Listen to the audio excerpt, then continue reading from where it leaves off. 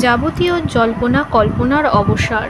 বন্ধুবান্ধব পরিবারকে সাক্ষী রেখে এক হলেন সোহম সোহিনী। অনেক দিন ধরে প্রেমের গুঞ্জন, তারপর মাঝে শোনা যাচ্ছিল বিয়ের পিঁড়িতে বসবেন এই যুগল। তবে আগামীকাল এর জল্পনা অবসান ঘটালেন তারা। সই-সবুত করে বাওয়ালে ফার্ম হাউসে সেজে উঠেছিল তাদের বিয়ের আসর। সোহিনীকে মালা বদন করে সিঁদুর পরিয়ে চুম্বনে ভরালেন সোহম। সে ভিডিও সকলের সামনে এসেছে।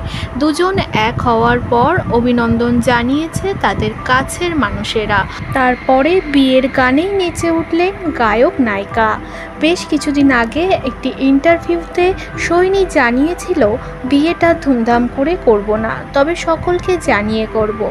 সিমসামভাবে কাছের মানুষকে নিয়েই বিয়েটা সারব। ঠিক তেমনই করলেন নায়িকা। তেমন একটা আয়োজন না, খুব অল্পের মধ্যে বিয়ে সারলেন সোহিনী সোহম।